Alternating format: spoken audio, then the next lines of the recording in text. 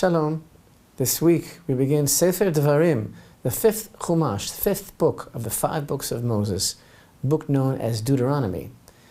The book is known as Devarim, meaning literally things, or more specifically, words, for it's opened in 2 words. Ele HaDvarim, these are the words that Moshe spoke to all of Israel. Our sages refer to this book as Mishnah Torah, based on the verse in Deuteronomy 17, verse 18, and it will be, when he sits upon his royal throne, that he shall write for himself 2 copies, Mishnah Torah, of this Torah, on a scroll from that Torah which is before the Levitical Kohanim. One explanation for this expression, Mishnah Torah, a second copy of the Torah, is because much of the book is a repetition of things stated in the earlier 4 books. But Moshe is the speaker throughout the book of Devarim. These are his words. He reviews the history of the people and the laws they received, emphasizing the goal of serving HaShem and introducing the concept of serving him in the place that he will choose, as we shall see. And he also presents new laws that are becoming relevant as the nation prepares to enter the land. So there's a lot of new things here as well. And this entire book is a series of talks, really. Moshe speaking to the children of Israel here in the plains of Moab, their last stop, in the 40th year after the Exodus, over the course of 37 days, beginning on the first day of the month of Shvat, Rosh Chodesh Shvat, until the day he leaves the world, the 7th day of the month of Adar. In the following Torah portions of the Book of Devarim, Moshe reviews the history of the nation and their years in the desert. He emphasizes many key concepts and commandments. He exhorts them regarding the challenges that they'll be facing upon entering the land. This week's Torah portion of Parashat Devarim, the first Torah portion of the book, is always read on the Shabbat before Tisha B'Av. And on account of the words which begin the Haftarah, the prophetic reading, the vision of Isaiah, taken from the first chapter of the prophet Isaiah, this Shabbat is known as Shabbat Chazon, the Sabbath of the vision. In this parsha, Moshe begins with an unspeakably sensitive, veiled rebuke of his people for their backslidings and errors of the past 40 years. He reviews the appointments of the princes and judges. He speaks of the sin of the spies and subsequent punishment. He recalls Israel's experiences with Edom, Moab, and Ammon, and the wars with Sichon and Og, and the portions allotted to Reuven, Gad, and half of Manasseh on the other side of the Jordan. But again, so as to differentiate from the rest of the Torah, the following parshiot throughout this entire Sefer are Moshe's own words. This is his own book, which he delivers over the last 37 days of his life. He delivers these words very deliberately, with all his heart, before he takes leave of his beloved people. So open up your heart in the deepest way. Last week, in reflecting on the amazing idea that we are told in Parshat Matot, at the beginning of Numbers chapter 31, that HaShem had commanded Moshe there to go out to battle against the Midianites, to take revenge for the children of Israel, and that afterwards he'll be gathered to his people, he will die. We talked about how Moshe didn't hesitate for an instant to fulfill the divine command, even though he knew that his death would follow.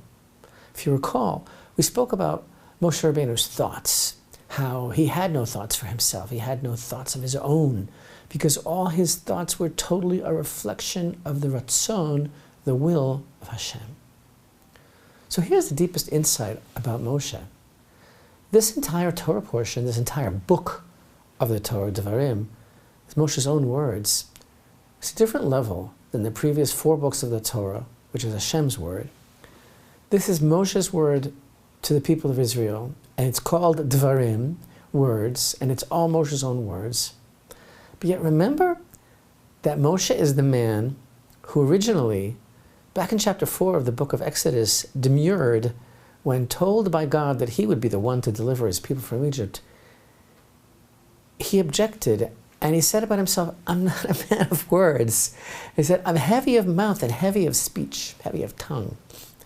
Yet here is an entire facet of the eternal Torah which he gave us. Not a man of words, you say? What about every word in the book of Devarim? But because of his great Ratzon, his desire for HaShem, because he said, I am not a man of words, he didn't consider himself worthy of words. Because of this, he merited that Hashem's words should be in his mouth. You think these are Moshe's words? Not exactly. He merited that one of the 5 books is his. I'm saying that this book of Devarim, Deuteronomy, is itself a result, a manifestation, open up your heart, of Moshe being kaved peh v'kaved lashon, heavy of mouth and heavy of tongue. Because just as Hashem became his thoughts, so too Hashem became his mouth and tongue. This is the secret of the verse. Proverbs 16, verse 1. The preparations of the heart are man's, but the answer of the tongue is from Hashem. Thus the greatest of all prophets, Moshe, didn't have a mouth and tongue of his own, so to speak. Only through the power of Torah. You know, there's a tradition regarding the Ark of the Covenant. The Ark of the Covenant was carried by its bearers, but their feet didn't touch the ground, and they weren't really carrying it. The Ark carried its bearers. We learned that the Ark of the Covenant wasn't carried, but it carried those who carried it. Those who carried it were lifted and carried along. Same thing with Moshe and his speech. The Torah doesn't work the way things normally go in this world. People are generally measured by the degree of their accomplishments. When someone is totally occupied with Hashem and his Torah, as was Moshe, that person merits to a different type of completion. It's like the wicked Bilam was the very opposite. His capacity for prophecy was perfect, and he had such a glib speech, such a glib tongue, he was such a great talker. But what's left of him in the end? Nothing. Sure could talk, though. And Moshe teaches us that even in his ordinary speech, the power of nullifying oneself to Hashem,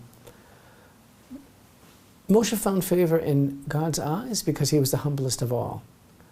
And when he said, I'm not a man of words, and Hashem answered him, well, who put a mouth in man, etc.? And he said, I will be with your mouth. And Moshe merited to the book of Devarim, of words. The fast of Tisha B'Av, the anniversary of the destruction of the Holy Temple, falls on this Shabbat. There's a general rule that Shabbat is not a time for mourning. We do not display publicly any signs or practices of mourning on Shabbat. Thus, even if Tisha B'Av falls out on Shabbat, as it does this year, the fast is deferred until the next day. And on this Shabbat, we conduct ourselves joyfully and partake of traditional Shabbat meals and the singing of Shabbat songs as usual. But is there a connection between Parashat Devarim and Tisha B'Av? Because as everybody knows, all the events that transpire within any given week are always connected to the preceding Shabbat.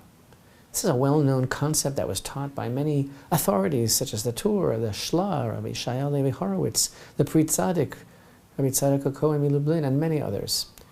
Parashat Devarim always comes before Tisha B'Av, and sometimes, like this year, it's actually on Tisha B'Av. So the famed Kli Yakar explains that there are 2 elements that connect the Torah portion of Devarim and Tisha B'Av. He examines the 2nd verse in the Parsha where it states, it is 11 days' journey from Chorev by way of Mount Seir to Kadesh Barnea. He says, what does it mean it's 11 days' journey from Chorev? He says it's an allusion to the 11 days of mourning for the Holy Temple. 9 days in the month of Av, plus 2 additional days, the 17th of Tammuz and the 10th of Tevet, total of 11 days from Chorev. Another connection he makes, the verse states in the gentle rebuke that Moshe gave to the people, it states, these are things that he spoke between Paran and between Tofel and Lavan and Di Chatzerot. And Rashi explains, Rashi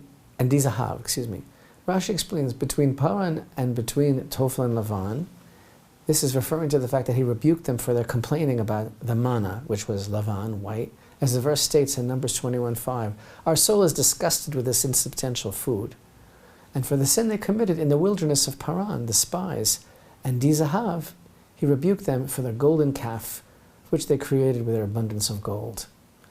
And the Kli Yakar explains, Moshe is alluding to the time between the sin of the golden calf, which is the 17th of Tammuz, and the sin of the spies, the 9th of Av. These are the 2 things, he says, that brought about the destruction of the Holy Temple. The 2 points of the narrow straits referred to in the verse in Lamentations, chapter 1 and verse 3, all her pursuers overtook her in between the straits. I was thinking, what does this really mean? What is he really referring to, that these things were responsible for the destruction of the Holy Temple? What does the golden calf have in common with the sin of the spies, and for that matter, with complaining about the manna? They're all based on a lack of appreciation for HaShem, and a lack of seeing Him, and a lack of appreciating His presence in our lives, for His compassion and kindness. You know, we tend to look at these grievous and monumental sins with a type of hindsight, and we wonder how the people could have sunk so low. God Himself brings them out of Egypt and they fall for the illusion of the golden calf?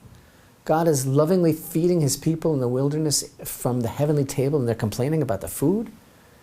He brings them and He prepares them to enter into the precious land and they totally freak out and question the goodness of the land and Hashem's ability to take them in? Appreciating Hashem in our lives and focusing on the reality of our relationship with Him is the key to preparing ourselves to end this cycle of mourning and begin the rebuilding of the Holy Temple. Moshe's rebuke is for us as well, for our generation. Are we religious? Do we consider ourselves to be religious? If the answer is yes, I'm not sure that's such a good answer. Look what Moshe is teaching us, how his every thought and word were a manifestation of God consciousness. Is Hashem our hobby? Or are we really ready to serve, to go into the land and inherit it, and to build the Holy Temple so that His light will shine for all humanity? That's our job. How serious do we take ourselves? May we internalize the lessons of Tisha B'Av and realize no matter how seriously we take ourselves, Hashem takes us indeed very seriously. May we internalize these lessons and hear the voice of Moshe Rabbeinu speaking his own words, which are Hashem's words. May we rise up this year and build the Holy Temple.